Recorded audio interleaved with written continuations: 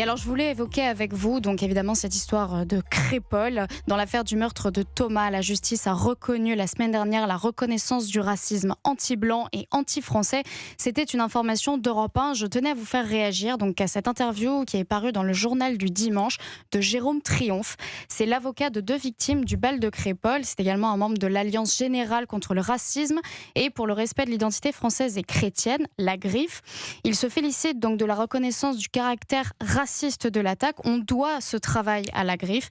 Elle se porte très souvent partie civile dans ces affaires. Il explique également qu'elle se porte partie civile, vous savez, dans des affaires par exemple de profanation des cimetières chrétiens. En fait, elle fait un véritable travail dans de nombreux procès pour faire justement reconnaître le racisme et le respect de l'identité française et chrétienne. Georges Fenech, qu'est-ce que vous pensez de son action ?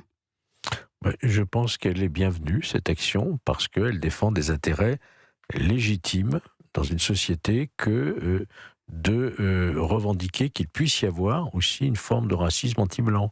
Parce que je crois savoir que SOS Racisme ne l'admet toujours pas. Il y a eu une déclaration récente encore de leur président. Ça n'existe pas, ça ne peut pas exister. Voilà. Et je crois que cette association a une légitimité. D'ailleurs, elle a été reçue comme constituante de partie civile, donc elle est recevable. Elle a été désignée d'ailleurs par 2 des parties civiles aussi dans cette affaire de Crépol. C'est ça, Jérôme Triomphe, c'est l'avocat de 2 victimes du bal de Crépol. Ça, voilà. Et donc, ça n'est pas quelque chose de choquant, bien au contraire, qu'il y ait une association qui défende aussi une identité, qui défendent, comment pourrait-on dire, moi, les races n'existent pas, comme vous le savez. Une appartenance culturelle, une appartenance même religieuse, vous parlez de chrétienté. Absolument. Puisqu'on sait qu'il y a une recrudescence importante en matière d'attaques aux biens religieux. D'actes antichrétiens, oui. D'actes antichrétiens dans les cimetières, les églises, on le sait très bien.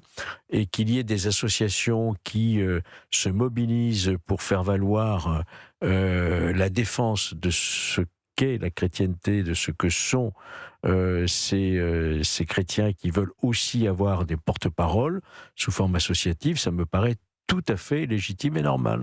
Elliot Maman, surtout que ce travail de la Griffe, il faut savoir qu'il n'a pas commencé il y a 2 minutes. Il a commencé le 22 novembre 2023, 4 jours seulement après le meurtre de Thomas.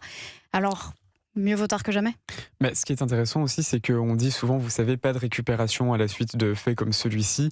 On voit que parfois les familles elles-mêmes, de par le choix d'un avocat qui n'est pas nécessairement anodin, puisque très impliqué sur ce type de questions. Les parents de Thomas même s'étaient indignés également du livre Une nuit en France qui ne réfutait précisément le caractère raciste. Exactement, donc c'est aussi intéressant parfois d'avoir cette espèce de sensibilité par rapport à la direction dans laquelle vont les familles.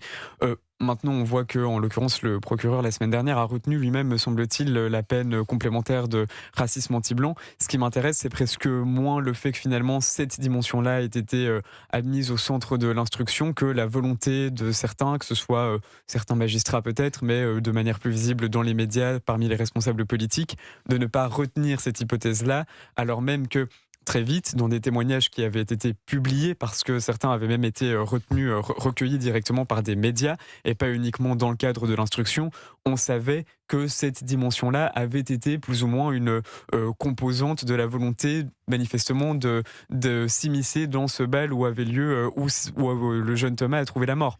Donc c'est peut-être plutôt ça qui m'interroge. Et c'est vrai qu'on parle souvent d'idéologie, on dit pas de confiscation idéologique d'un certain nombre d'affaires. Ça avait été central évidemment dans le cadrage et dans la couverture médiatique de ce qui s'était passé à Crépol.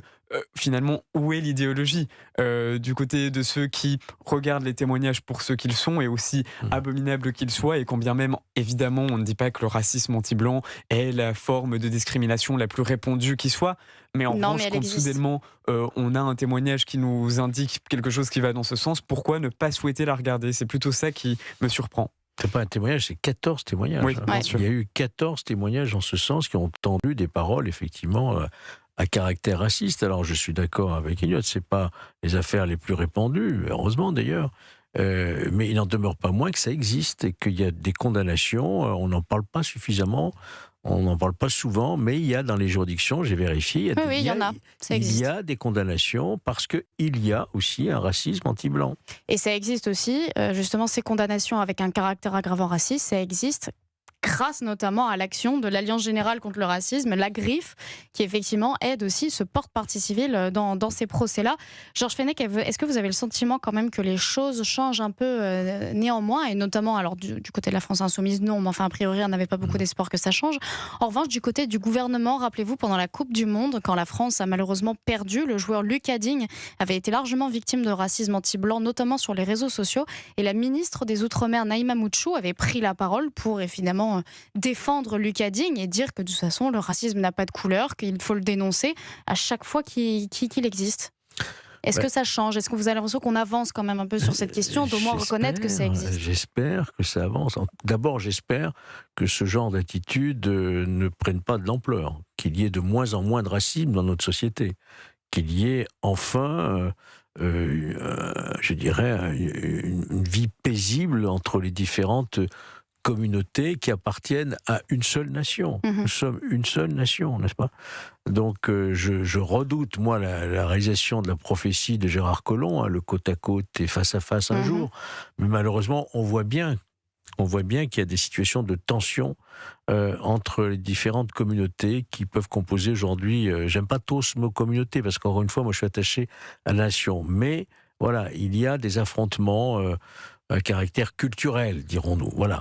Le fait de le reconnaître aujourd'hui, que le gouvernement, timidement, il faut bien dire les choses, Oui. parce qu'on a quand même occulté beaucoup de choses ces dernières années, le fait qu'il n'y a aucun lien entre l'immigration et la sécurité.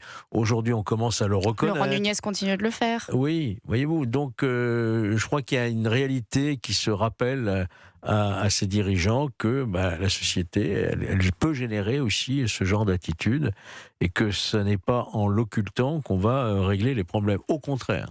Alors, je voulais également vous parler de ce sujet. Alors, ce sujet, ça concerne Bernard Arnault et le journal Le Monde. Donc, Le Monde a fait une série d'articles qui était consacrée à, je cite, l'Empire Bernard Arnault, le patron de LVMH. Alors, il a décidé de répondre au Monde dans une longue lettre, avec ironie et avec une certaine fermeté également. Il a décidé de répondre à cette enquête. Il dit « Il paraît que je suis le chef de la dernière famille royale de France. Je l'ai appris en lisant Le Monde entre 2 tasses de thé. Mes enfants m'ont demandé s'ils avaient désormais à me faire la révérence. » Donc dans sa lettre, il pointe également avec ironie un passage qui souligne qu'aucun membre de sa cour ne serait en surpoids. Il dit « Je présente mes excuses pour ce manquement à la diversité corporelle et j'en saisirai lundi le restaurant d'entreprise. » Alors bien sûr, donc avec humour, avec ironie, il répond aux attaques du Monde. C'était une enquête qui était extrêmement à charge. Elliot Maman, qu'est-ce que vous pensez de cette réaction de Bernard Arnault? Mais une enquête que j'aimerais beaucoup lire, c'est notamment celle qui a conduit à la rédaction de ce communiqué, parce que je trouve qu'il y a quelque chose de tellement spontané, de tellement sincère, que naturel. j'ai presque l'impression, exactement, de naturel, j'ai presque l'impression qu'il n'y a pas eu tant de conseillers en communication qui se sont livrés à l'écriture de ce communiqué, et qu'une grande partie vient très directement de Bernard Arnault. Et c'est vrai qu'on a parfois un regard tellement critique sur les quelques milliardaires que nous avons en France, et nous en avons tellement moins que d'autres pays qui sont plus puissants que nous, voire aussi puissants que nous dans l'OCDE, que c'est parfois intéressant de voir qu'il y a tout de même une espèce de brutalité intellectuelle qui peut émaner de lui, parce que bon, il y a certaines dimensions qui sont un peu plus faciles, par exemple lorsqu'il dit vous voyez bien que quand bien même le Monde a pour actionnaire mon gendre, eh bien il ne se prive pas d'avoir des enquêtes. Évidemment que c'est vrai, mais c'est un tout petit peu mais c'est entièrement vrai. Oui, bien sûr. Et c'est vrai qu'il y a quelque chose de tellement brutal et intellectuel que j'aime beaucoup. Et la deuxième réflexion que ça m'inspire, puisque je débute dans le journalisme, et vous n'êtes pas particulièrement âgé non plus dans ce métier, me semble-t-il, Hélène Rouy, sans vouloir vous faire injure, et combien même vous êtes infiniment professionnel, évidemment, il y a quelque chose que je trouve frustrant, c'est se dire que parfois, Bernard Arnault revient sur tous les cafés que sa famille, que ses proches ont pris avec des journalistes du Monde pour mener à bien la rédaction de cette enquête. C'est le passage le plus marquant, oui. Exactement, devoir s'asseoir avec quelqu'un dont l'objectif de faire un article qui finalement est dirigé dans une direction tellement négative, je trouve que c'est quand même un échange qui est compliqué à avoir. Et c'est une pratique du journalisme qui parfois me laisse un tout petit peu pantois. Je ne sais pas comment personnellement on arrive à se positionner là-dedans. Mais... Oui, c'est ça. Georges Fenech, pour expliquer à nos auditeurs, donc en gros, Bernard Arnault dit « Je vous soupçonne très clairement d'avoir puni la transparence ». Il prend l'exemple notamment de la famille Wertheimer, qui sont propriétaires de Chanel. Eux, pendant une enquête similaire, ils ont refusé de rencontrer Le Monde, ce que n'a pas fait la famille Arnault. Ils ont pris des cafés et ils ont rencontré ces journalistes. Mais donc Bernard Arnault dit « Je vous soupçonne très clairement d'avoir puni la transparence, que cela serve d'enseignement pour vos prochains sujets ». Est-ce qu'aujourd'hui, il faut même plus répondre en fait lors d'enquêtes si on sait que dans tous les cas, ça va manquer d'impartialité? C'est un mauvais message. Peut-être l'attitude la plus intelligente vis-à-vis d'un journalisme qui, c'est consternant, prend sa plume pour aller attaquer l'un de nos fleurons, qui est le groupe LVMH, à travers son fondateur, parce que c'est quand même construit le groupe, c'est bien Bernard Arnault, comme Vincent Bolloré, qui a construit son groupe à partir effectivement d'un point de départ, mais qui en a fait quelque chose de formidable. Et je trouve ça vraiment consternant, et j'ai beaucoup apprécié cette manière ironique, effectivement, de Bernard Arnault de répondre au Monde. Je crois que c'était la meilleure des réponses.